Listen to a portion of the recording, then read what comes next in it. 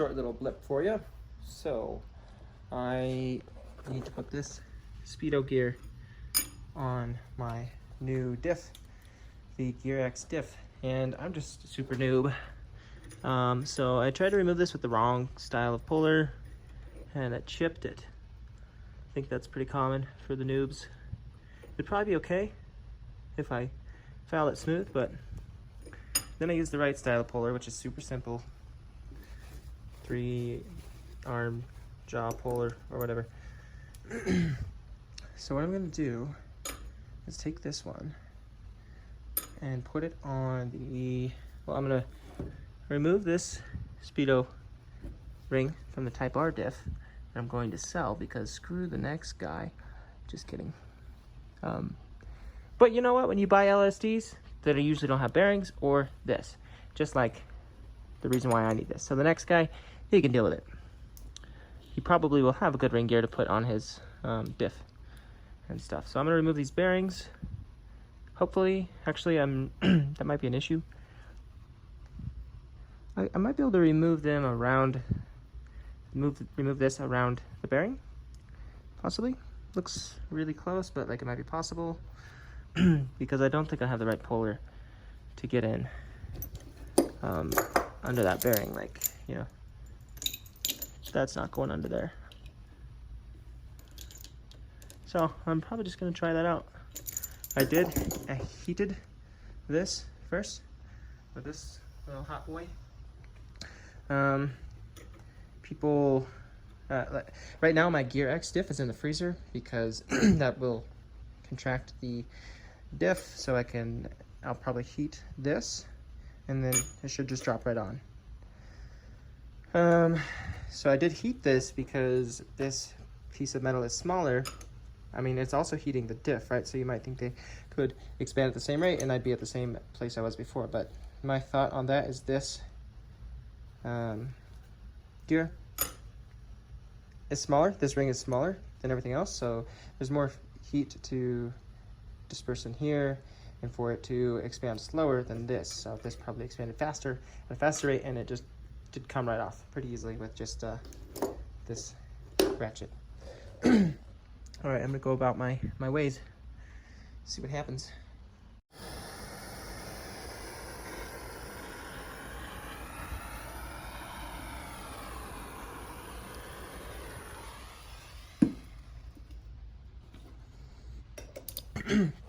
This puller is just barely, oh, where am I? Oh, it's barely on the teeth. Gosh.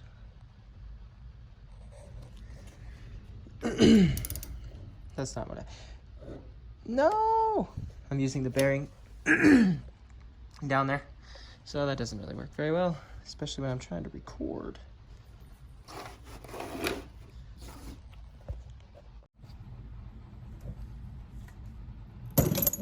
Oh no. Please don't break. No. Chipped it. Now I got 2 broken gears.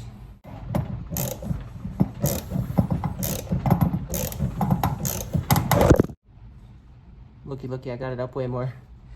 But now I'm pulling it off of the bearing itself, which is kind of funny. It's a good thing it's working out. Here she comes. Oh, that was anti-Clyde. Let's see, where's that? It's really small. Little baby chip. The other one's definitely a little larger. So I'm probably gonna see if I can maybe file it smooth and run this gear.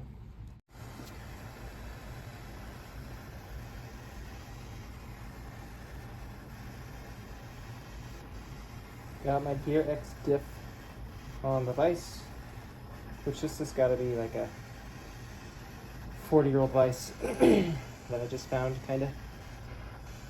No, it's a bit up.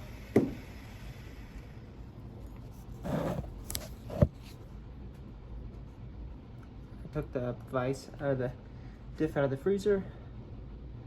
It was in there for like, 5 minutes. Here we go. Please just drop right on. Come on. Oh yeah, beautiful. Good job, good job. Oh. Is it there? Yeah. Don't think it could get more flush. But just in case. Let me just break this ring a little more.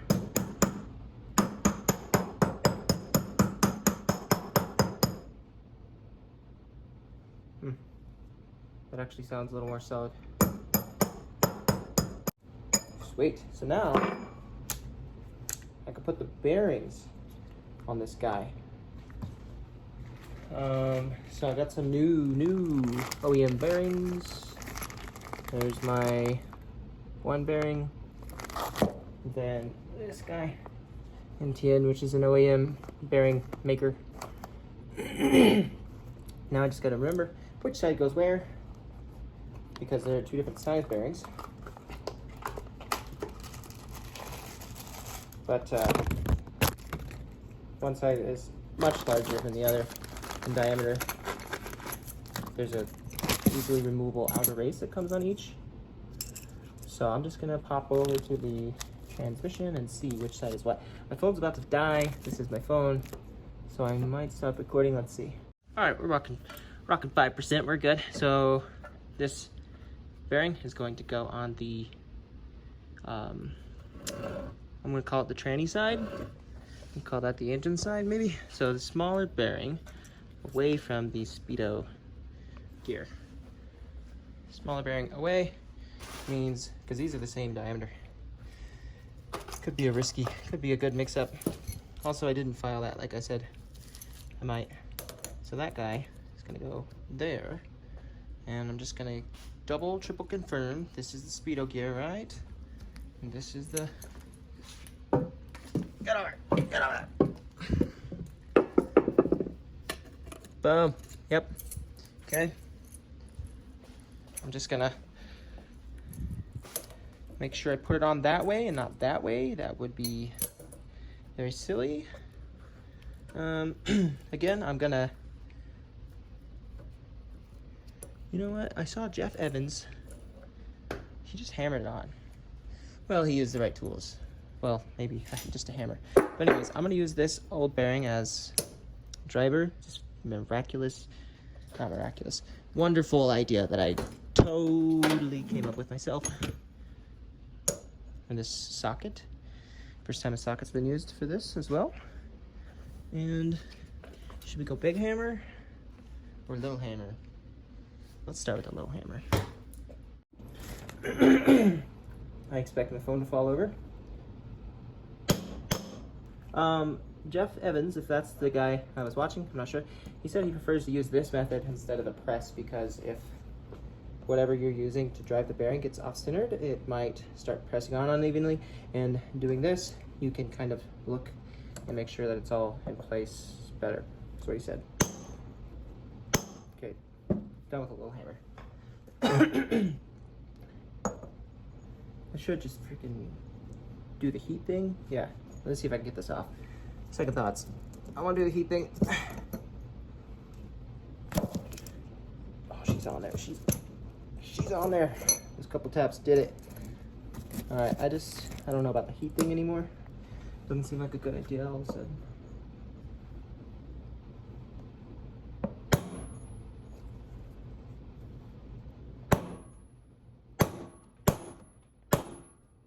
Is she going? Is she crooked? Oh yeah, it's crooked. Real crooked. No longer crooked.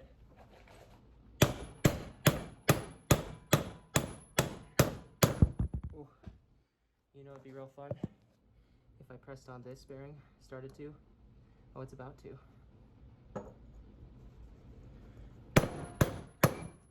Stay there. Stay there.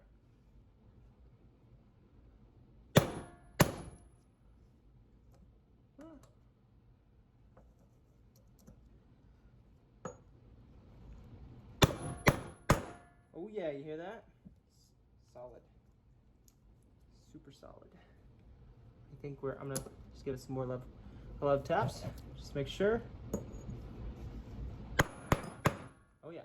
then I'm gonna think, wait, did I put this on the wrong side? Maybe, probably not. We triple checked, right? Just wait, it's on there. There she is. So now we gonna flip her over. All right, new bearing. Okay, so let's heat this one. Let's heat this bearing.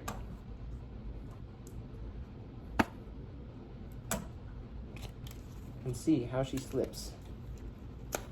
I'm probably not gonna heat it too much. And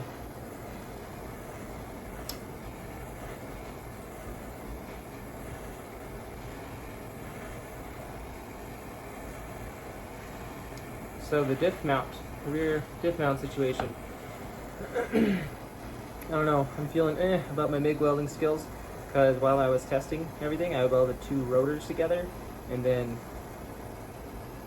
you know, you saw where I left off with the diff mount, but today I chucked those rotors like in the air, and they landed on the ground and then broke apart at the weld.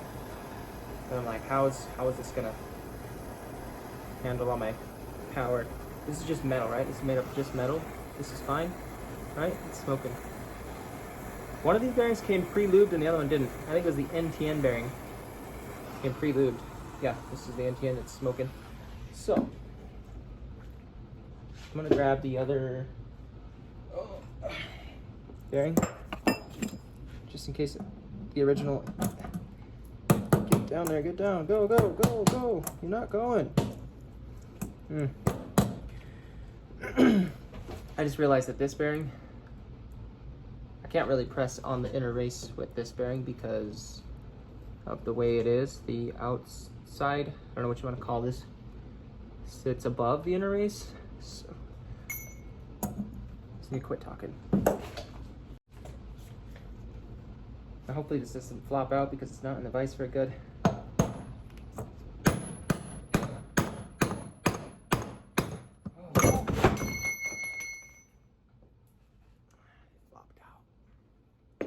But it landed in the trash, so.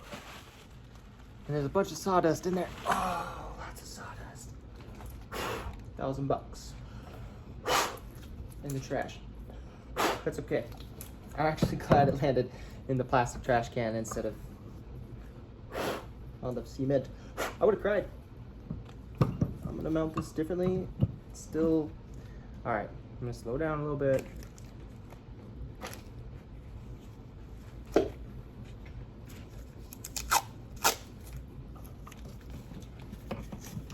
Is this bad? Oh, some cardboard. I should put some cardboard in. Way better than before.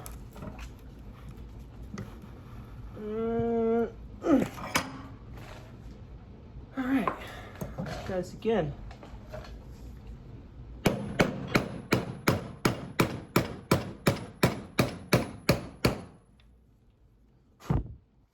Hopefully my socket hex isn't smaller than the shaft. What I'm gonna do, I think, is I'm gonna molest this bearing. I'm gonna tear it apart so that I have the inner race to work with, so I can use it as a driver and evenly get it down. But how shall I molest this? I'm gonna be real simple. I think I'm gonna have to get out a cutter. Let's get out getting out the cutting wheel.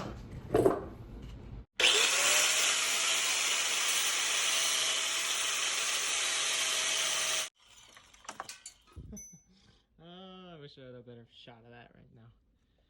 That sucked. Okay, there it is. Driver. Driver acquired. Socket on my driver. Oh man, you know, I knew that was gonna happen. No, I didn't, but I did. You know what I'm gonna do now? I'm gonna take this off, hopefully without much problem. I'm gonna cut it, so that'll relieve the ability for it to be bitching, and it'll no longer be bitching. This looks like I messed something up. Oh, it's just a cut on this guy.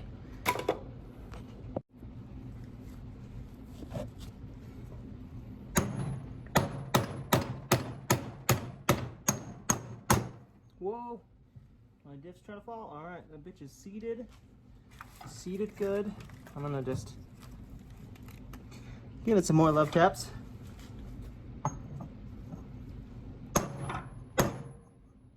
Seated. Okay. Oh no. Oh, that's all right. That cut just helped me. Bearings installed, speedo gear installed. Now, I just need to put my ring gear on. I think I'm gonna charge my phone real quick. Okay, so here is my ring gear, and here's my charger. And let's see, so it's gonna go like this. It's gonna mount like this, you know, with the transfer case gear towards the speedo gear. The GearX, they gave me some blue Loctite to use with this.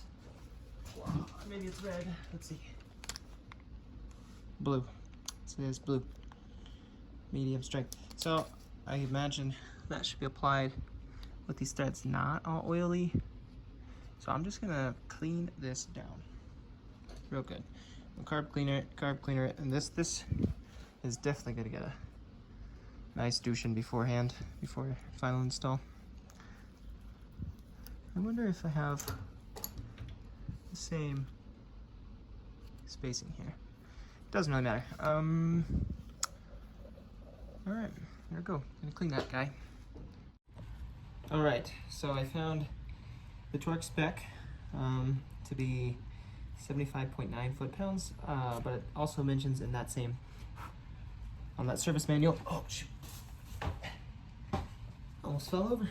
It mentions left-handed threads, right? And the Type R diff was left-handed, and I think most all these diffs use left-handed bolts, but these are right-handed like normal. And there was one group, or one thread on the interwebs where this guy was like, oh, I don't understand. Why is it not coming out? And then he had a CRV transmission and everything. And then he realized at some point that they were regular right-hand threads. And so he came to the conclusion that he had a JDM transmission, and that was why. Maybe I have a JDM, maybe he's right. I don't know, but they're right-hand threads. So hopefully that's the right torque spec, but what we're gonna do is we're gonna go with it. Got this mounted nice in this device. This is the GearX instructions. I think we went over a thank you, this and that. So let's see. When tightening the OEM ring gear bolts, tighten evenly in stages as per factory instruction. Use a small amount of Loctite blue thread locker on each bolt thread. Torque in cross sequence. One bolt, then opposite. In increments of 10 to 15 foot-pounds. Now, they tell you that, but they also tell you tighten evenly in stages as per factory instructions. I'm assuming that they're giving me factory instructions. Anyways, let's not be anal. Please set your torque wrench to, yeah, OEM stuff. So, it's a 14 millimeter. I'm gonna start at the least that my torque wrench allows, which is about 24.5 actually for some reason. And blue Loctite. Which, you know, I've hardly ever used Loctite, maybe just a few times, because I haven't really had problems with bolts falling out. It's not really my problem that I face. Fudge. Got blue Loctite on my blue glove. Clean these all pretty well. This is a small amount, so I'm gonna call a couple dabs, a small amount. Here there's a lot of talk on exactly how you should apply Loctite. Let's not talk about it. First, I'm just gonna snug them all up. Get the Loctite on there, snug them up. Then I'm gonna torque them, and that's it. Alright, so I may have ran out of Loctite after like 5 bolts because I didn't think that far ahead. And I numbered these. I went on the interwebs and looked up a 10-bolt star pattern because that always confuses the shit out of me. So I got my numbers here, so I won't get confused. I have this set at 24 instead of maybe a little less, but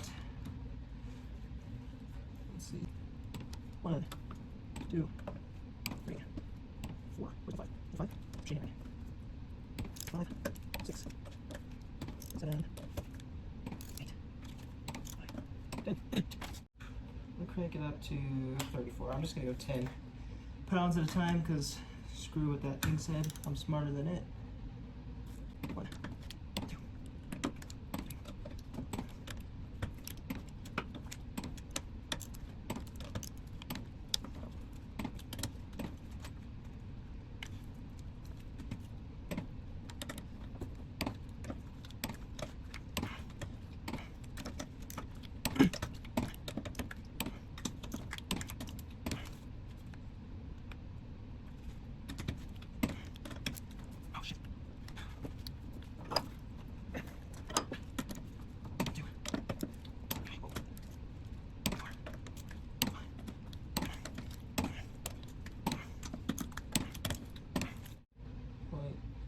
76.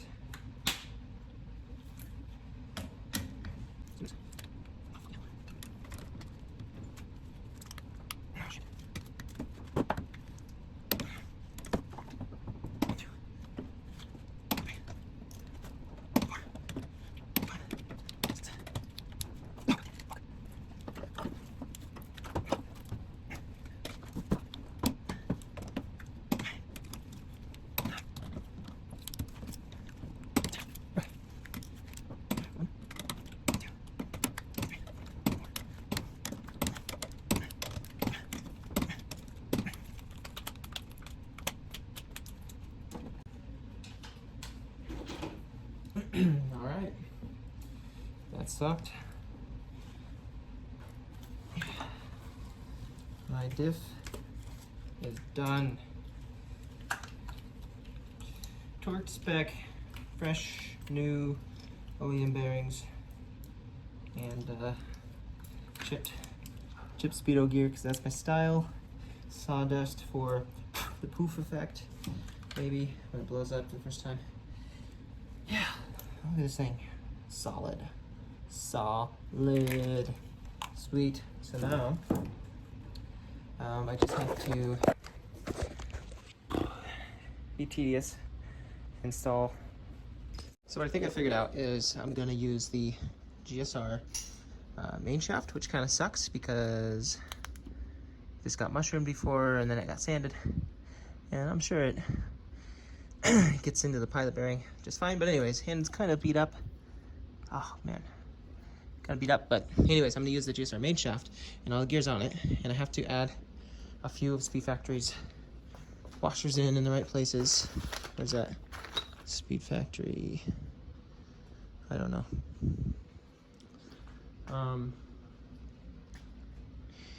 Anyways, GSR main shaft, GSR gear set, add a few Speed Factory things in.